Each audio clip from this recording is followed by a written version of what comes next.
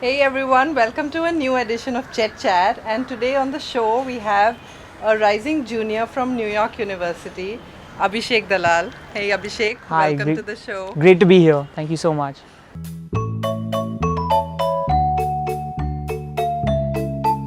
Abhishek, I want to ask you, NYU is this non-traditional campus, so this large college in a big city with no real, walled campus. Does it get overwhelming at the start? I guess at the outset, I should make it clear that if you're looking for a green campus with a lot of fields, NYU is not for you. So, definitely, your first few weeks become overwhelming in terms of not having a campus. When you walk out of your dorm, you're interacting with New Yorkers from all over the city and really all over the world because it's such a thriving metropolis with people from everywhere. So it does take a lot of time to get used to it, but I think it brings out the best in you. Especially if you're able to get past that first 1 or 2 month period, there's nothing like having the opportunity to live in New York City, making the most of all the resources. So I think I would consider it a challenge, but it's also an opportunity more than a challenge. So how did you transition in terms of making friends, professors, and what did you do? So I guess when people say that there's no community as such, I don't think that's true because in your freshman year, you are in a residential dorm and in effect that becomes your community. So you become friends with your roommates and your floor mates. There's a person called an RA to every floor, which is a residential advisor, and he's a senior, so he knows exactly how it is in freshman year coming there and making new friends. So he makes a huge effort in organizing activities. I remember on the second day that I was in NYU, they took us to Brooklyn Bridge for a picnic and then they gave us ice creams for free. So lots of stuff like that. And also you have to remember that you're not the only person who's new over there. Right. There are another 4,500 new freshmen. All of them are looking to make friends. So I don't think it's an issue as such. You find your niche in your respective college.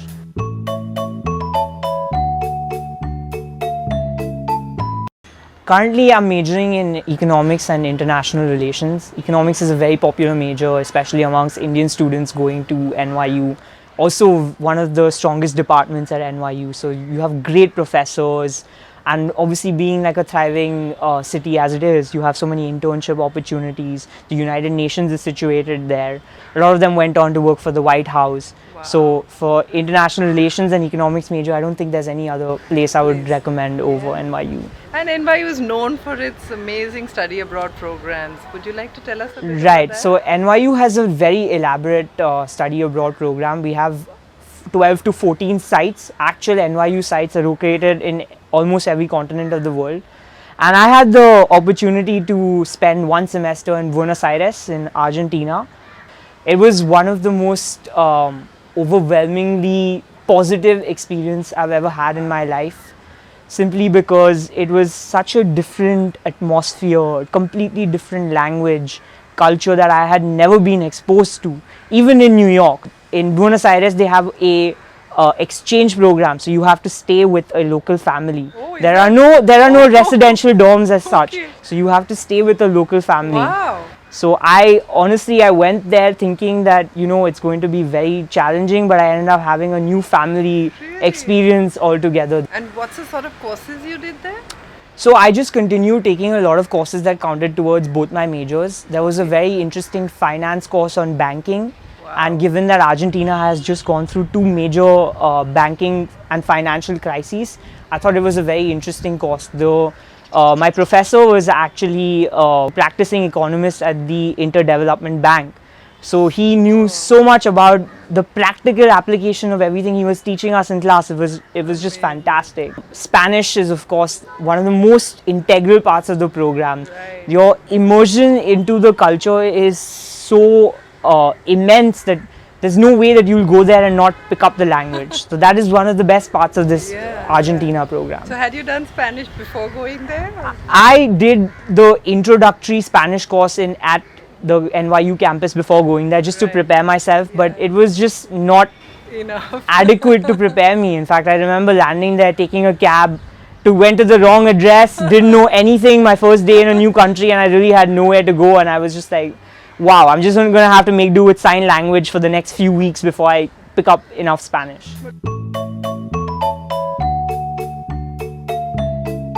This past summer, I had the opportunity to work for a corporate law firm in India, and I really thought that maybe now going ahead, law is something that I would like to pursue, say after I finish my undergrad. And I was talking to the lawyers here about what my options were in terms of where should I study law, what are the upcoming fields of law, what can I do to advance myself in this career. So it was a great experience. I guess internships help you really get a good grip on what you want to study and what interests you the most. But talk about the US, studying law in the US, the possibility of coming back to India and all of that. Right, so there are in the last few years, I guess the Bar Council of India has been open to recognizing more foreign universities.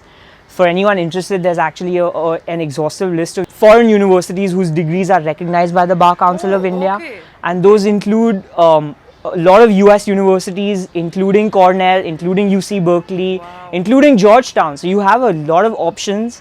And the thing is, if your university is not recognized, there's a way to petition it. Now that takes a bit of time and effort, but I guess as time progresses, they're going to only open up more towards having foreign educated lawyers. Right, so you're saying there's a possibility perhaps in 2 years that you finish your program, and then when you do your law, it's going to be at least 7 years because so 7 years into the future, I guess the only trend we're going to see is India's legal system opening up to more foreign educated lawyers.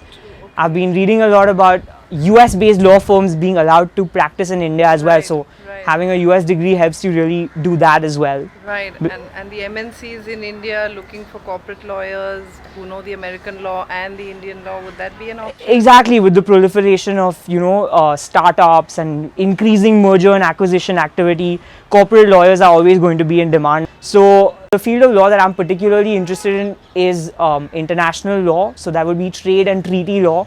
So not all of it is completely specific to the Indian legal system. A lot of it is cross-border trade and investment activities. So having a US background might just help me more because most of the investments coming into India are coming from the West, even as of today.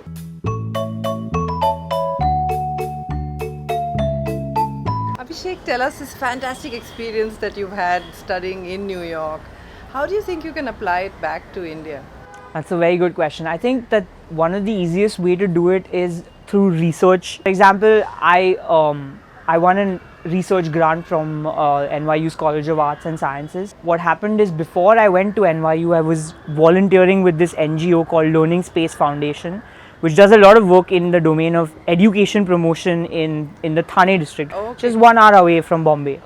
So I went to them and I said, you know what, I've reached NYU because of the work that I've done for you. I would love to give back something to the community. What can I do? So they said that, we've launched this new learning model. So why don't you do a research paper on this model and see how effective it is on the learning aptitude of these students aged between 2 to 6. See whether it's made a difference, and also most importantly give a critical evaluation of how we can improve it. So I took this idea to NYU. They were so enthusiastic. The research panel which awards these grants, they said that rural education in India is such an important force really. So why don't you take it up, we'll encourage you, we'll give you a grant of $600 as your baseline.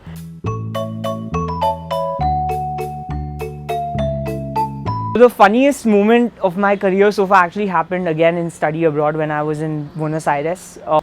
The thing is, they didn't know English and my parents didn't know Spanish, so there was a huge communication gap. But my mother and the host mother, they just communicated, and in different languages with expressions and whatever basic vocabulary they had, every word was understood. And my host father said that these are women. Women can communicate without knowing each other's languages or anything like that. Thank you so much for sharing this host of experiences with us and our viewers. I'm sure they'll appreciate it. Thank you so much for being on the show. Thank you so much. It was a pleasure. Please click the subscribe button below. Like me at facebook.com/chetchat101. Follow my Twitter handle chetchat101 or at Instagram chetchat101. Please leave your comments in the sections below. And if you'd like me to feature any particular college, please let me know. Thank you.